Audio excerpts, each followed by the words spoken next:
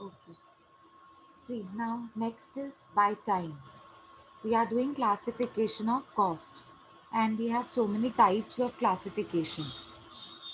So the next one is by time, that is according to time. uh, in time we have again two different types, historical and predetermined.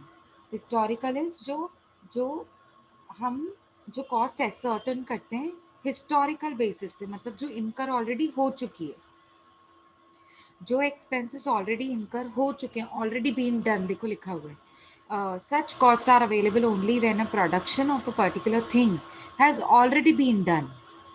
Such cost are only of historical value. ठीक है ना. जैसे हमने furniture खरीदा तो उसकी historical value निकालते हैं ना हम, जितने में खरीदा था, बट उसका कोई पर्पस नहीं होता है, वो तो डेप्रिसिएशन चार्ज करने के लिए हमको उसकी कॉस्ट चाहिए होती है. नेक्स्ट है हमारा pre determined cost. Pre determined cost का मतलब होता है हम है ना स्टैंडर्ड कॉस्ट मेंटेन करते हैं, यानी कि हम पहले से ही डिटरमाइन कर लेते हैं कि ये प्रोडक्ट इतने में बनना चाहिए, इससे ज़्यादा में अगर बना तो बिकेगा नहीं, इससे ज़्यादा में अगर मैन्युफैक्चरिंग हुई तो प्रोडक्ट बिकेगा नहीं मार्केट में, क्योंकि ऑलरेडी प्रोडक्ट की कंपटीशन मार्केट में बहुत है, तो महंगा हो जाएगा प्रोडक्ट तो कोई खरीदेगा ही नहीं. उसे कहते हैं pre determined cost. Pre determined मतलब हम लोग अपना टारगेट डिसाइड करते हैं. प्री प्री मतलब पहले से, टारगेट डिसाइड करते हैं कि इससे ज़्यादा कॉस्ट इसकी नहीं होनी चाहिए. जब प्रोडक्ट को मैन्युफैक्चर कर रहे हैं तो ये जो बनाने का खर्चा है उसका इससे ज़्यादा खर्चा नहीं होना चाहिए. सपोज 50 रुपये, ये प्रोडक्ट 50 रुपये से ज़्यादा मैन्युफैक्चर नहीं हो सकता. क्यों? क्योंकि मार्केट में ऑलरेडी ये 55 रुपीज़ में बिक रहा है. तो अगर मुझे 5 रुपये प्रॉफिट कमाना है तो 50 रुपीज़ में ये प्रोडक्ट बनना चाहिए. So that is known as predetermined cost. Clear हुआ ये एग्जाम्पल से? यस, क्लियर हुआ? आगे बढ़ें. Come on, give me quick answer. Yes, ma'am. Okay. Yes, ma'am. Okay. Next is planning and controlling expenses. कौन, अब हम कर रहे हैं classification according to planning and controlling. यानी कि आप है ना बहुत सारे एक्सपेंसेस तब इनकर करते हो जब आपकी कंपनी में आपको प्लानिंग करनी होती है. ठीक है ना. अब इसको भी दो पार्ट्स में डिवाइड किया गया है, एक बजटेड कॉस्ट, एक स्टैंडर्ड कॉस्ट. बजटेड मतलब जो ऑलरेडी आपके बजट में फिट होती है, उसे कहते हैं बजटेड कॉस्ट. ये हम लोग पहले से ही डिसाइड कर लेते हैं. ठीक है ना, कि कितना एक्सपेंस होना चाहिए, कितना इनकम्स होनी चाहिए, तो कितना प्रॉफिट होगा, तो उसको कहते हैं बजटेड कॉस्ट. नेक्स्ट है आपका standard cost. Standard cost means अभी अभी मैंने आपको क्लियर किया. स्टैंडर्ड मीन्स प्री डिटरमाइंड, जो ऑलरेडी हम डिसाइड करते हैं और उसके हिसाब से आगे एक्सपेंसेस को इनकर करते हैं, उसे कहते हैं स्टैंडर्ड कॉस्ट. ठीक है ना. अब लास्ट है आपका मैनेजरियल, और ये ना अब इसमें इंक्लूड किया है वैसे उन्होंने प्लानिंग एंड कंट्रोलिंग में. ठीक है ना, वैसे तो वो ये यहाँ पर होना चाहिए, ये वाला मैनेजरियल डिसीजंस के कॉस्ट. उसका ना यहाँ पे चार्ट बनाया हुआ है, अगर आपको दिख रहा है तो ये देखो चार्ट, मैनेजरियल डिसीजंस का चार्ट बना हुआ है. ये मैनेजरियल डिसीजंस क्या बताते हैं, मतलब इसका मैं मीनिंग बताती हूँ आपको. ये वो एक्सपेंसेस हैं जो कि जब मैनेजमेंट डिसीजंस लेती है तब खर्चे होते हैं, उनके डिसीजंस पे बेस्ड कुछ खर्चे होते हैं. उन एक्सपेंसेस को डिवाइड किया गया टाइप्स में, डिफरेंट टाइप्स में. अब देखो मार्जिनल कॉस्ट, आपको पता होगा मार्जिनल कॉस्ट का मतलब क्या होता है.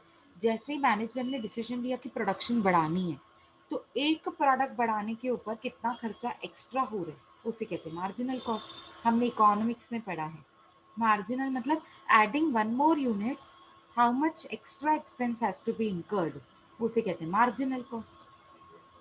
Out of the pocket cost, कभी कभी ऐसा भी होता है कि हमारी कंपनी में इतने सारे एक्सपेंसेस हो रहे हैं, अब कुछ तो नया इन्वेंट करना ही है, कस्टमर को कुछ नया चाहिए, तो हमको ना out of the pocket cost incur करना पड़ता है.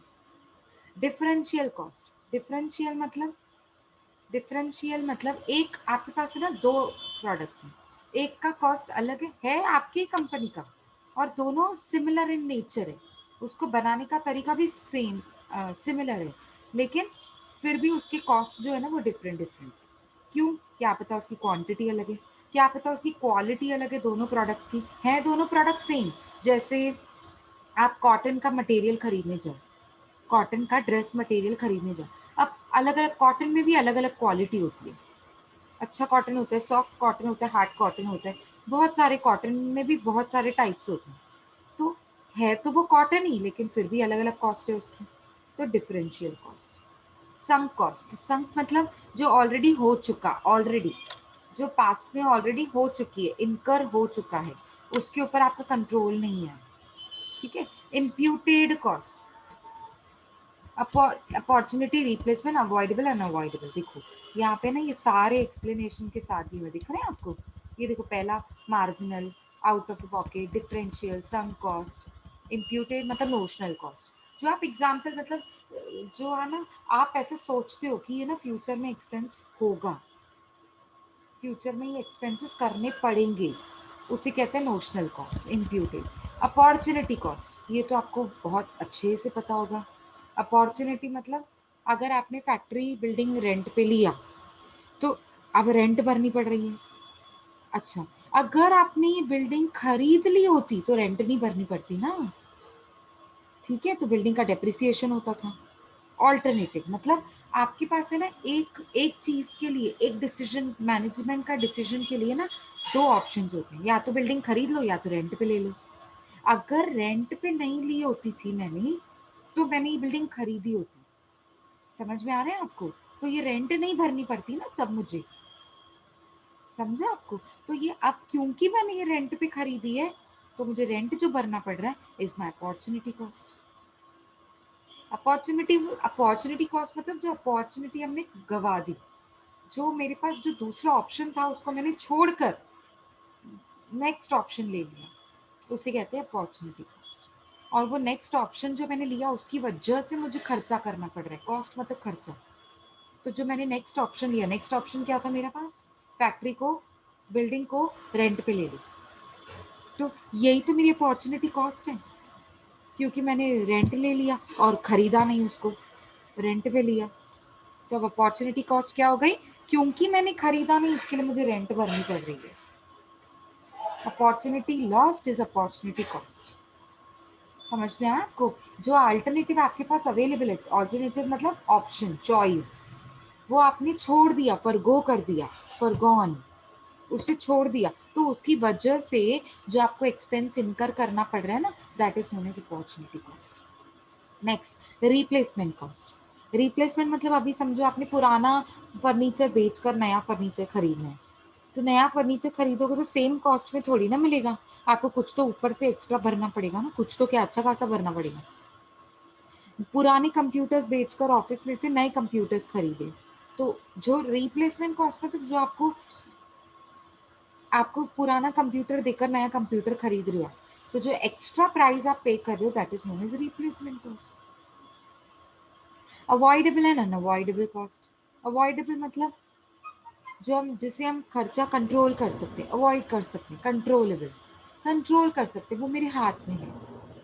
अब है ना, मैं एग्जांपल देती हूँ आपको, लेबरर्स हैं, वो ना आप देख रहे हो लंच टाइम आपने दिया है 15 मिनट्स, चलो 20 मिनट्स, लेकिन वो 30 मिनट्स ले रहे हैं, या 1 आवर ले मतलब लेने चले जा रहे हैं। ठीक है ना? तो अब आपका प्रोडक्शन का टाइम कम हो गया ना, आपने 20 मिनट्स दिए थे, वो ले रहे हैं 40 मिनट्स, तो 20 मिनट्स में क्या पता एक प्रोडक्ट बन जाए, एक प्रोडक्ट मैन्युफैक्चर हो जाए या आधा प्रोडक्ट मैन्युफैक्चर हो जाए। तो वो एक लेबरर जो 20 मिनट्स एक्स्ट्रा ले रहा है, उसके पीछे आपका जो प्रोडक्शन मिनट्स है वो एक्स्ट्रा लगेंगे ना, प्रोडक्शन मिनट्स वेस्ट हो रहे हैं ना। तो आप क्या उसे अवॉइड कर सकते हो, कंट्रोल कर सकते हो? हाँ जी बिल्कुल कर सकते हैं। कैसे कंट्रोल कर सकते हैं? लेबरर्स को वार्निंग देकर, ठीक है, लेबरर्स को समझा कर, ट्रेनिंग देकर कि आपको ऐसा नहीं करना है क्योंकि हमारा टाइम वेस्ट हो रहा है। एक्स्ट्रा फ़ोन पे बात कर रहे हैं, वो मशीन चलाते चलाते फ़ोन पे बात कर रहे हैं, मशीन का जो बटन प्रेस करना था जिस टाइम पे उन्होंने नहीं किया, तो उसकी वजह से प्रॉब्लम हो गई, मशीन में प्रोडक्ट अटक गया। तो ये तो चीज़ें हम लोग, ये चीज़ें अवॉइड कर सकते हैं, हमारे हाथ में है ये सब चीज़ें। आप उनको बोल दो during working hours phones are not allowed, आपने ये रूल बना दिया, तो क्या आप इसको अवॉइड कर सकते हैं खर्चे को? बिल्कुल कर सकते हैं। I am just giving you example so that you understand what is avoidable and what is unavoidable. ठीक है ना? अनअवॉइडेबल क्या होता है जिसको हम अवॉइड नहीं कर सकते, अनकंट्रोलेबल। जिसे हम अपनी मर्जी से कंट्रोल नहीं कर सकते। मैनेजर की सैलरी, फैक्ट्री का रेंट, ये मैं पहले भी बता चुकी हूँ। इसे कहते हैं अनअवॉइडेबल। मतलब आपका प्रोडक्शन हो नहीं हो, प्रॉफिट्स हो नहीं हो, पर आपको तो ये खर्चे कमिट कर आई मीन खर्चे करने ही पड़ेंगे। ठीक है, इनकर करने ही पड़ेंगे। उसे कहते हैं unavoidable cost. Are you guys getting yes और no? Yes, ma'am. Okay, very good. Other types of costs, ये लास्ट है हमारा। उसके बाद हमारे प्रैक्टिकल क्वेश्चन शुरू होंगे। मतलब हम लोग एक बार फॉर्मेट देख लेंगे। कॉस्ट का फॉर्मेट मैं आपको एक बार और बता दूंगी, क्योंकि आपने सेमेस्टर 4 के बाद नहीं किया है। अदर टाइप्स ऑफ कॉस्ट्स, अब ये different different types of cost हैं जो हम देखेंगे। क्या क्या दिया हुआ है? फ्यूचर कॉस्ट, जो आप एस्टिमेट करते फ्यूचर में कि फ्यूचर अगर मैंने ये प्रोडक्ट इन्वेंट किया, प्रोडक्ट बनाया, प्रोडक्ट मैन्युफैक्चर किया, तो फ्यूचर में इसके ऊपर कितने खर्चे करने पड़ेंगे, क्योंकि इसमें चेंजेस लानी है, या फिर कस्टमर को नहीं अच्छा लगा तो, या फिर क्वालिटी नहीं अच्छी लगी तो हम एस्टिमेट करते हैं कि फ्यूचर में इसके ऊपर और कितने खर्चे करने पड़ेंगे। Next, programmed cost. अब ये प्रोग्राम्ड कॉस्ट क्या होता है? जो जो आपको ना पीरियड के हिसाब से पता है। मतलब इतने टाइम पीरियड तक इतना खर्चा, अगर मैंने ये स्कीम निकाली, इतने टाइम के लिए अगर मैंने ये स्कीम निकाली तो इतना खर्चा करना पड़ेगा। स्कीम्स होती है ना, देखो जैसे गवर्नमेंट कैसे स्कीम्स निकालती है, यहाँ पे भी एग्जाम्पल भी लिखा हुआ है। फॉर अ प्रोग्राम, कोई एक प्रोग्राम, कोई एक स्कीम, कोई एक पीरियड के लिए आपने स्कीम निकाली, तो उसके लिए जो खर्चा करना पड़ता है ना, उसे कहते हैं प्रोग्राम्ड कॉस्ट। जैसे example, expenditure incurred by the company under Jawahar Rozgar Yojana program initiated by prime minister. ठीक है ना। अब जैसे प्राइम मिनिस्टर ने ये प्रोग्राम निकाला, ये एक योजना निकाला, स्कीम निकाला, उस स्कीम के ऊपर आपकी कंपनी खर्चा कर रही है। जैसे फैमिली प्लानिंग स्कीम, ये गवर्नमेंट ने ये स्कीम निकाली, अब आपकी कंपनी भी इसके ऊपर थोड़ा कंट्रीब्यूशन दे रही है, गवर्नमेंट को हेल्प कर रही है, तो आपको भी तो खर्चा तो करना पड़ेगा ना। और ये कंपनीज करती हैं क्यों? क्योंकि उनको सीएसआर एक्टिविटीज दिखानी होती है ना। CSR activities, customer social responsibilities. ठीक है ना। वो वो रिस्पॉन्सिबिलिटीज पूरी करने के लिए, सोशल रिस्पॉन्सिबिलिटीज पूरी करने के लिए कंपनीज ये कॉस्ट को इनकर करते हैं, मतलब खर्चा उठाते हैं। They are ready to take up these costs. ठीक है, उसे कहते हैं प्रोग्राम कॉस्ट। मतलब कोई एक स्कीम के लिए आपने खर्चा किया। नेक्स्ट होता है जॉइंट कॉस्ट। जॉइंट मतलब अभी देखो, मैंने ना उस दिन भी आपको एग्जांपल दिया था। आपकी डेयरी प्रोडक्ट बनाने की फैक्ट्री है। अब आप दही बनाना चाहते हैं, पर दही बनते बनते कभी देखो, दही को आपने ज़्यादा, दही में से छाछ भी बना सकते हो। अगर अगर दूध खराब हो जाए, तो जिसमें से हम दही बनाते हैं, तो दूध खराब हो जाए तो उसमें पनीर बना सकते हैं, राइट। तो या तो हमने ज़्यादा उसको, छाछ को हमने ज़्यादा वो बोलते हैं ना, स्टर कर दिया, ज़्यादा स्टर कर दिया, तो उसमें से वो घी निकलने लगता है, मलाई निकलने लगती है ना।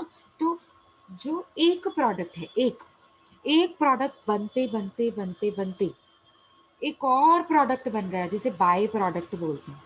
Bye product, B U Y नहीं, बी यू वाई मतलब खरीदना, बी वाई मतलब जो जॉइंट प्रोडक्ट के साथ साथ, जो जो आपने ना प्रोडक्ट, मेन प्रोडक्ट बना रहे थे, उसके साथ साथ बनाते बनाते बनाते बनाते आपको एक और प्रोडक्ट बन के मिल गया, एक्स्ट्रा प्रोडक्ट बन के मिल गया, है ना। तो उसे कहते हैं बाय प्रोडक्ट। उसकी उतनी वैल्यू नहीं होती है जितनी मेन प्रोडक्ट की होती है, बट स्टिल आप मार्केट में बेच तो सकते हो ना। ठीक है ना। जैसे आपने छाछ बनाकर बेचा, तो छाछ को ज्यादा स्टर कर करके उसमें से मलाई निकाल दी, तो उसमें से भी तो घी बनता है ना, प्योर घी बनता है, उसे भी तो आप बेच सकते हो, है ना। तो मैं जस्ट आपको एग्जांपल दे रही हूँ, सो दैट यू अंडरस्टैंड। दूध की मलाई में से भी आप घी बना सकते हैं, है ना। तो दूध तो आप बेच ही रहे हैं, डेयरी प्रोडक्ट है आपका, ठीक है, लेकिन आप दूध की मलाई में से भी तो आप घी बनाकर बेच सकते हो ना। So that kind of. Next है आपका कन्वर्जन कॉस्ट। कन्वर्जन मतलब आपने रॉ मटेरियल को फिनिश प्रोडक्ट में कन्वर्ट किया, तो उसके बीच में जितना खर्चा, वो प्रोसेस में आपको कितना खर्चा करना पड़ा, प्रोडक्शन कॉस्ट, उसे कहते हैं conversion cost. Next, discretionary cost. Discretionary cost क्या होता है? देखो, discretionary cost are those cost which do not have obvious relationship. मतलब दोनों के बीच में कोई ऑब्वियस रिलेशनशिप नहीं होता है कि होगा ही होगा। ये कभी कभी हो जाता है जब हम मैनेजमेंट डिसीजंस चेंज करते हैं। चलो मैंने बोल दिया कि ना एम्प्लॉयज को ट्रेनिंग देनी पड़ेगी अब। क्यों? क्योंकि 10 एम्प्लॉयज नए आ गए हैं ना, इसके लिए। ये तो मैनेजमेंट का डिसीजन था ना कि नए एम्प्लॉयज आए हैं, ट्रेनिंग देनी है। कभी कभी है ना डिसीजंस चेंज करने पड़ते हैं। अच्छा ट्रेनिंग है ना, ये वाली ट्रेनिंग उनको सूट नहीं करेगी। इन ये कुछ 5 एम्प्लॉयज है जिनको अलग ट्रेनिंग देनी पड़ेगी, ये कुछ 5 एम्प्लॉयज है जिनको कुछ अलग ट्रेनिंग देनी पड़ेगी। आई बात समझ में? एडवर्टाइजमेंट पहले हम ये चैनल पे कर रहे थे, पर अब ये चैनल पे ना मुझे लग रहा है ज़्यादा कस्टमर्स देख नहीं रहे हैं। तो अब है ना स्टार प्लस पे करो, स्टार प्लस वाले कस्टमर्स बहुत हैं। तो अब डिस्क्रिशनरी कॉस्ट मतलब आपने कुछ अपने डिसीजंस, प्लानिंग प्लानिंग को चेंज किया या फिर डिसीजंस चेंज किए, उसकी वजह से जो खर्चे होते हैं ना, उसे कहते हैं discretionary cost. Is it clear? Yes, is it clear everybody? Come on, Yes, give me ma'am. Quick answers. Yes, ma'am. Okay, Yes, ma'am. Okay. Next is committed cost, last. ये हमारा लास्ट है कॉस्ट क्लासिफिकेशन का, committed cost. अब committed cost क्या होता है? जिसको आपने आपने कमिट कर दिया। कमिट कैसे होते हैं? कमिट करते हैं ना हम लोग कि हमने ये चीज़ करनी है, हमने बोल दी है, ठीक है, उसे कहते हैं कमिटेड कॉस्ट, मतलब फिक्स्ड कॉस्ट। आपने फैक्ट्री रेंट पे ले लिया, अब ये तो कमिट कर दिया ना आपने, दोनों पार्टीज के बीच में म्यूचुअल डिसीजन हो गया कि इतना तो आपने रेंट भरना ही पड़ेगा। अच्छा प्रीमियम, इंश्योरेंस प्रीमियम। अब आपने इंश्योरेंस पॉलिसी खरीद ली, अब तो आपने इंश्योरेंस कंपनी के साथ बैठकर म्यूचुअली एग्री कर लिया ना कि इतना प्रीमियम मैं हर महीने पे करूंगी, आपकी कंपनी पे करेगी। तो प्रीमियम भी तो आपका कमिटेड कॉस्ट है। कमिटेड कॉस्ट का मतलब होता है fixed cost, that's it, fixed cost. उसको अलग से उसको कमिटेड नाम क्यों दिया है? क्योंकि कुछ खर्चे ऐसे होते हैं जो हम कमिट करते हैं, हमने भरने ही पड़ेंगे। ठीक है, आपने फर्नीचर खरीद लिया, अब फर्नीचर खरीद लिया तो उसके साथ साथ कमिटेड कॉस्ट है, उसके साथ जुड़ी हुई कॉस्ट है, कौन सी? Depreciation, repairing, maintenance. ठीक है, तो ये कमिटेड कॉस्ट होते हैं। ओके, अब देखो, हम ये फॉर्मेट कर लेते हैं, उसके बाद हम ब्रेक लेंगे, ठीक है ना? अब फॉर्मेट ऑफ कॉस्ट शीट्स। अब हमने क्या समझा? Classification of cost. मतलब आपने ये तो देख लिया कि कॉस्ट की क्लासिफिकेशन कैसे होती है, एमसीक्यूज में पूछे जा सकते हैं, ठीक है ना? तो आपने अभी तक क्या समझा? Cost classification. Next is format of cost sheet. मतलब अब मुझे कॉस्ट का स्टेटमेंट बनाना है। स्टेटमेंट ऑफ कॉस्ट मतलब जिसमें आपको प्रोडक्ट की अलग अलग कॉस्ट दिखेगी, different different types of cost. जो अभी हमने देखा ना, factory cost, administration cost, selling and distribution cost, ठीक है ना, raw material cost, labour cost, overheads, ये सब अलग अलग अभी हमको दिखेंगे। जो हमने ऊपर थियोरेटिकल फॉर्मेट किया, थियोरेटिकली समझा उसका, प्रैक्टिकली हम लोग उसको फॉर्मेट में पहले समझ के उसके प्रैक्टिकल सम सॉल्व करेंगे।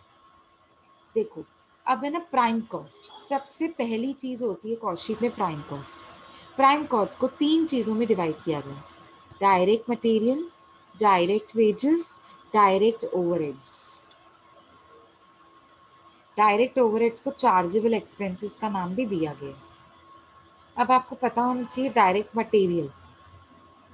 अब ये मटेरियल तो आप खरीदते हो ना, तो कुछ आपके पास opening stock of raw material हो सकता है, कुछ आप खरीद रहे हैं, ऐड परचेज करना पड़ेगा। खरीद रहे हैं तो कैरेज इनवर्ड पे करना पड़ेगा खर्चा, और ऑक्ट्रॉय ड्यूटी पे करना पड़ेगा। दूसरे दूसरे कंट्री से खरीद रहे हैं तो कस्टम ड्यूटी पे करना पड़ेगा। अच्छा, जो क्लोजिंग स्टॉक है उसे लेस कर दो, तो आपको मिल जाएगा डायरेक्ट मटेरियल। लिखा हुआ है देखो, cost of direct material consumed. ठीक है, नेक्स्ट होता है आपका डायरेक्ट वेजेस, जो आप लेबरर को पे करते हो। डायरेक्ट एक्सपेंसेस, ये खुद ही दिया जाएगा कि ये मेरा डायरेक्ट एक्सपेंस 20,000, तो आप सीधा सीधा लिख दोगे डायरेक्ट एक्सपेंस 20,000, दैट्स इट। इन तीनों को ऐड करेंगे तो मिलेगा प्राइम कॉस्ट। क्या मिलेगा? Please give me answers, come on quick. कैसे मिलेगा प्राइम कॉस्ट? कितनी चीजें ऐड करनी पड़ती हैं? Yes, come on, give me purchase, answers. Opening stock of raw material, नहीं फिर ऐड नहीं परचेज। नहीं नहीं, no no no no no, Shivani मैंने क्या पूछा? प्राइम कॉस्ट में कितनी चीजें ऐड करनी पड़ती हैं? हाउ तीन मेनी? चीजें। 3। पहला? तीन तीन परचेज, नहीं, नो परचेज कैरिंग परचेज, वाला। no, not purchase. Purchase is a part of direct material. Opening stock is a part of direct material. Carriage inward is a part of direct material. Closing stock is a part of direct material. I am asking you what all three things we need to add. पहला, cost of direct material. तो आप कह सकते हो direct material. पहली चीज कौन सी होगी? Direct material. ये सब तो डायरेक्ट मटेरियल के पार्ट्स हैं। मैं वो नहीं पूछ रही हूँ कि डायरेक्ट मटेरियल में क्या क्या आएगा, मैंने पूछा ही नहीं। मैंने पूछा प्राइम ओके कॉस्ट की कितनी ओके चीजें? ओके 3। सबसे पहला, ओके, हाँ तीन। हाँ, cost of direct material consume. आप क्या लिखोगे? Direct material. सबसे पहले हेडिंग लिखेंगे direct material, number 1 direct material. फिर उसके अंडर में ये सब चीजें लिखेंगे। इन्होंने नहीं लिखा है पर मैं आपको लिखवाऊंगी। सबसे पहले हम लिखेंगे डायरेक्ट मटेरियल, उसको अंडरलाइन करेंगे। Opening stock, purchase, carriage inward, octroi, less closing stock, ये सब हम उसके बाद लिखेंगे। फिर हमको मिलेगा डायरेक्ट मटेरियल का खर्चा, जिसे कहते हैं cost of direct material consume. अच्छा, सेकंड क्या होता है? Direct wages. Very good. और थर्ड क्या होता है? डायरेक्ट और क्या, चार्जेबल एक्सपेंसेस। आप बोल सकते हो direct overheads. Okay, direct direct overhead. Material, direct wages, direct overheads, इसे कहते हैं यस। Prime cost. इन तीनों को ऐड करके आपको मिलेगा prime cost. Only Shivani is there in the class. हाँ, nobody else is answering me today. Come on, give me answers. Wrong भी हो जाएगा ना, कोई प्रॉब्लम नहीं, I am here to correct you guys. अभी शिवानी ने भी ऐसे आंसर दिया बट मैंने करेक्ट किया उसको। So that's okay, you need to give answers. ठीक है, चलो। प्राइम कॉस्ट जैसे ही आपको मिल गया तो आपको ऐड करना है फैक्ट्री ओवरहेड्स। प्राइम कॉस्ट के बाद क्या ऐड करते हैं? कम ऑन, बोलो। Factory. Factory overheads, very good very good. Factory over, अब बहुत सारे फैक्ट्री के खर्चे होते हैं, वो नहीं डिस्कस करेंगे हम, है ना। फैक्ट्री के बहुत सारे खर्चे होते हैं, ये आपको मेरे से भी ज़्यादा अच्छे से पता होगा क्योंकि आप तो प्रैक्टिकल क्वेश्चन इसके कर चुके हैं। ठीक है ना। अच्छा, जैसे ही आपका फैक्ट्री ओवरहेड्स हो गया तो आपको मिलेगा ग्रॉस वर्क्स कॉस्ट। याद आया? फॉर्मेट याद आया? यहाँ पे लिखा हुआ नहीं है बट फॉर्मेट में क्या होता है, जैसे ही फैक्ट्री ओवरहेड्स आपको सारे ऐड हो जाएंगे, किसमें? प्राइम कॉस्ट में। प्राइम कॉस्ट में फैक्ट्री ओवरहेड्स ऐड हो जाएंगे तो क्या मिलेगा? Gross works cost. You remember? Yes ma'am. Yes, okay. So gross works cost के बाद add opening stock of WIP less closing stock of WIP। WIP का मतलब होता है वर्क इन प्रोग्रेस, मतलब रॉ मटेरियल को फिनिश गुड्स में convert करने में काम अभी चल रहा है, आधा कन्वर्ट हुआ आधा नहीं हुआ। तो आप बोलोगे मैम रॉ मटेरियल का ओपनिंग एंड क्लोजिंग स्टॉक तो हमने लिखा ही नहीं। लिखा ना, ये क्या है? ये देखो, opening stock of raw material, closing stock of raw material. हमेशा याद रखो ओपनिंग में से क्लोजिंग लेस होता है। यहाँ पे भी वही हो रहा है, बिल्कुल वही हो रहा है। Opening stock of raw material less closing stock of raw material, वो आते हैं डायरेक्ट मटेरियल में। डायरेक्ट मटेरियल और opening stock of work in progress and closing stock of work in progress, ये कब आता है? ये आता है GWC के बाद, ग्रॉस वर्क्स कॉस्ट के बाद होता है। ग्रॉस वर्क्स कॉस्ट कैसे मिलता है? ये ना MCQs में पूछ सकते हैं, how do we get gross works cost? नीचे ऑप्शंस होंगे तो आप क्या लिखोगे? Prime cost after add ready. हाँ। After adding factory overheads in prime cost. Very good prime very cost. Good. तो ये ऑप्शंस होंगे नीचे, आपको करेक्ट आंसर देना है। मैं बोलूंगी ऑफिस ओवरहेड्स ऐड करके, मैं पूछूंगी आपसे मतलब प्राइम कॉस्ट में डायरेक्ट मटेरियल ऐड करके, नहीं, प्राइम कॉस्ट में फैक्ट्री ओवरहेड्स ऐड करके। This is the correct option. So adding factory overheads in prime cost we will get gross works cost. After gross works cost add opening stock of WIP less closing stock of WIP। चलो, ये भी हो गया। तो आपको क्या मिलेगा? Net works cost. Gross के बाद क्या मिलता है? नेट। ग्रॉस के बाद क्या मिलता है? Net. Net. Net works cost. अब नेटवर्क्स कॉस्ट को आप सिर्फ वर्क्स कॉस्ट भी बोल सकते हो। कर्सर को देखो,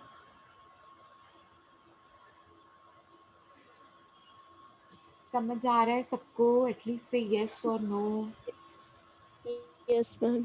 ओके, तो ग्रॉस वर्क्स कॉस्ट के बाद add opening stock of WIP less closing stock of WIP, आपको मिलेगा नेट वर्क्स कॉस्ट, जिसे आप सिर्फ वर्क्स कॉस्ट भी बोल सकते हैं। ठीक है, अब आपको याद होगा जैसे ग्रॉस वर्क्स कॉस्ट के बाद opening stock of WIP less closing stock of WIP, ऐसे किया था ना। अब उसके बाद आपको मिला नेटवर्क्स कॉस्ट, प्राइम कॉस्ट के बाद क्या ऐड किया था? Factory overheads. वैसे ही आपको नेटवर्क्स कॉस्ट के बाद ऐड करना है ऑफिस एंड एडमिनिस्ट्रेशन ओवरहेड्स। देखो बहुत सिंपल है, आपने प्राइम कॉस्ट के बाद क्या ऐड किया? फैक्ट्री के खर्चे। फिर क्या आया? Opening and closing stock of WIP। मतलब opening and closing stock of WIP बीच में आ गया, किसके? फैक्ट्री एंड ऑफिस के। फैक्ट्री के खर्चे, ऑफिस के खर्चे, उसके बीच में क्या आएगा? Opening stock of WIP less closing stock of WIP। Very simple. चलो ये तो समझ गया, नेटवर्क्स कॉस्ट मिलने के बाद हमको ऑफिस के खर्चे ऐड करने। ऐड क्यों करने? क्योंकि मैं ये खर्चों का ही स्टेटमेंट बना रही हूँ, तो खर्चों में खर्चे तो ऐड ही होंगे ना। ठीक है, अब ये सारे खर्चे ऐड करने। कौन से सारे खर्चे? ऑफिस के। देखो कितने सारे खर्चे दिए हैं, देखो ये एग्जाम्पल्स दिए हैं आपको, ये तो आपको पता ही है। कितने? Audit fees, printing and stationery, postage, telegram, bonus to staff, salary to employees etcetera, ये सारे ऑफिस के खर्चे हैं। अच्छा, तो आपको क्या मिलेगा? ऑफिस के खर्चों को ऐड करेंगे किसमें? Networks cost. तो क्या मिलेगा? Cost of production. क्या बोलते हैं इसे? Cost of production. Yes, very good. Cost of production कब मिलता है? ये ऑफिस के खर्चे ऐड करने पर। किसके साथ ऐड करना है? नेटवर्क्स कॉस्ट के साथ। ठीक है, जैसे ही आपको कॉस्ट ऑफ प्रोडक्शन मिल गया, अब वापस add opening stock of finish goods less closing stock of finish goods. पहले पहले था opening stock of raw material less closing stock of raw material starting में, ठीक है ना। उसके बाद थे फैक्ट्री एक्सपेंसेस, उसके बाद था opening and closing stock of WIP, फिर थे ऑफिस एक्सपेंसेस, फिर आया opening and closing stock of finish goods, उसके बाद आएंगे selling and distribution expenses. Overheads मतलब एक्सपेंसेस। देखो समझ रही है साइकिल पूरी? समझ रही है इसकी? कितना इजी है फॉर्मेट को याद करना, कितना इजी। ठीक है, नेक्स्ट है आपका cost of production. Cost of production में क्या ऐड करेंगे? Opening stock of finish goods less closing stock of finish goods. तो आपको मिलेगा COGS। COGS का फुल फॉर्म क्या होता है? Cost of goods sold. Very very good, cost of goods sold. तो अब आप कॉस्ट ऑफ गुड्स सोल्ड के बाद कौन से खर्चे ऐड करेंगे? Selling and distribution. Very simple, last. Selling and distribution is last. Factory हो गया, ऑफिस एंड एडमिनिस्ट्रेशन हो गया, सेलिंग हो गया, खत्म। Selling and distribution expenses add करो, देखो कितने सारे खर्चे हैं, देखो देखा। ठीक है, सेलिंग एंड डिस्ट्रीब्यूशन खर्चे ऐड कर ली। अब फाइनली आपको हाथ में मिलेगी टोटल कॉस्ट। एक प्रोडक्ट के ऊपर कितने सारे खर्चे किए हमने, उसके बाद हमको जाके मिलती है टोटल कॉस्ट। ये मेरी टोटल कॉस्ट है 50 रुपए एक प्रोडक्ट की। ये मेरी टोटल कॉस्ट है 50 रुपए एक प्रोडक्ट का। तो सेलिंग प्राइस कितनी होनी चाहिए? 60 रुपए। तो प्रॉफिट कितना होगा? 10 रुपीज। तो प्रॉफिट तब पता चला ना जब मैंने सेलिंग प्राइस डिसाइड करी 60 रुपीज। और सेलिंग प्राइस तब डिसाइड कर सकते हैं 60 रुपीज जब मुझे कॉस्ट प्राइस पता होगी कि 40 रुपीज है, 50 रुपीज है कि 70 रुपीज है। अगर कॉस्ट ही 70 रुपीज है तो सेलिंग प्राइस 60 रुपीज बनाएंगे आप कभी?